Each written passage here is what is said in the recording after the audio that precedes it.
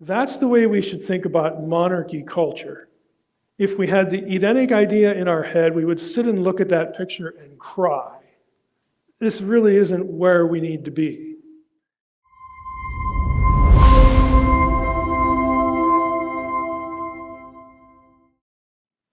I don't think that the plan of God and the goal of discipleship, i.e., to be like Jesus, is helped by not telling the truth. Okay, and usually, that people only think of that as a one-sided question. Usually it's, somebody whips out Old Testament passages and beats the Bible believer, over the head and says, you don't recognize the oppression here, the negative view of women and so on and so forth. You're trying to sort of sugarcoat it.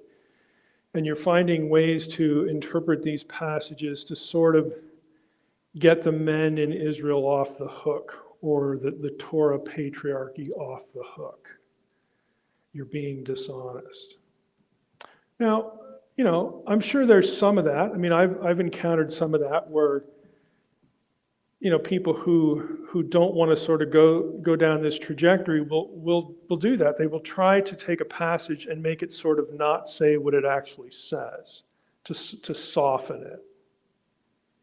Okay, I don't think that's helpful. I'll leave it there for now. But that coin has another side to it. So I think on the one hand, we need to avoid sugarcoating passages, to sort of soften them so that they feel better to us, again, us as moderns. And we also need to not impose our sensibilities and our preferences culturally on them and pretend that they would think like us. I think both of those approaches are pretty flawed.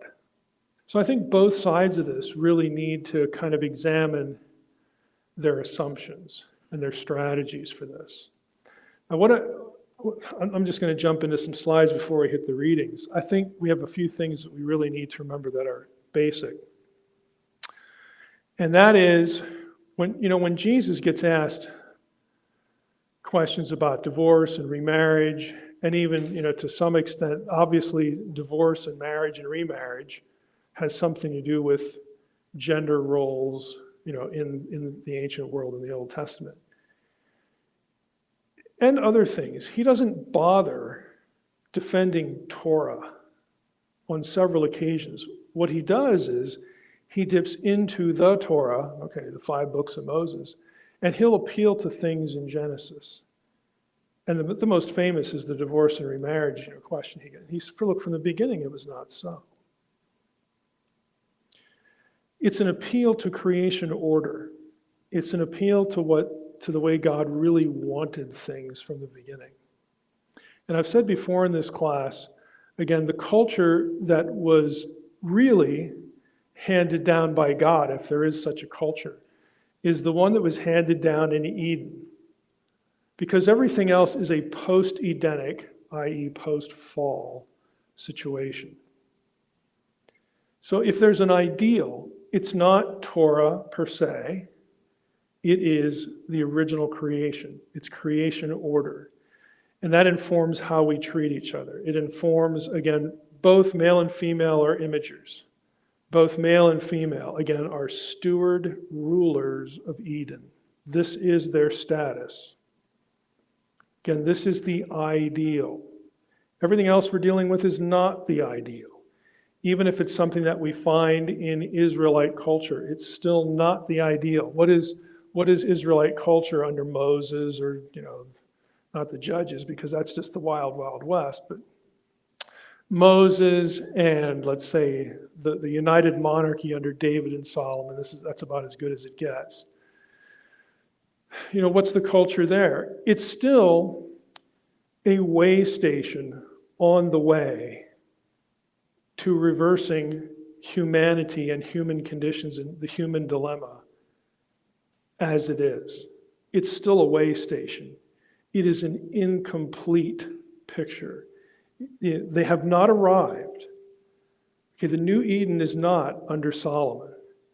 Okay, the easiest way to demonstrate that, get that in your head, is read the narrative about Solomon's succession. Okay, there are lots of people who really are unhappy with Solomon for legitimate reasons. Okay, that ain't Eden. Okay, it just isn't. But that's like the apex of the Israelite monarchy. So it is a dim picture. Think of it this way. Just as after the return from exile by the, what's left of Judaism's, 2 tribes and then any other stragglers from other tribes that go back to the land, just as they rebuild the temple and then they sit there when they see it and cry because it doesn't look anything like Solomon's temple in all its glory. Okay, that's the way we should think about monarchy culture. If we had the Edenic idea in our head, we would sit and look at that picture and cry. This really isn't where we need to be. It's better than being a slave in Babylon or whatever. At least we're connected to the land again. We have a temple. It's better, but it's not what God wanted, and it's not where the story is going to end. It's not what he intends. This is a way station. So I often find that when people start critiquing Torah culture, Israelite culture, and start bashing it, they forget these things. They import their own assumptions about how people would feel. Okay, so we have a feeling-based hermeneutic, and that's always really helpful. That'll never change. That's a great method, okay? So we have a feelings-based hermeneutic, and then we forget that these things were dim reflections on the way to what God wanted to restore. And Jesus reminds people of that. Okay, he reminds people of that. This is not where the story, the days of Solomon and Moses, that's not where the story is supposed to end. You're still in exile. Okay? You're still in exile. Okay, you need a Messiah. This is the whole point.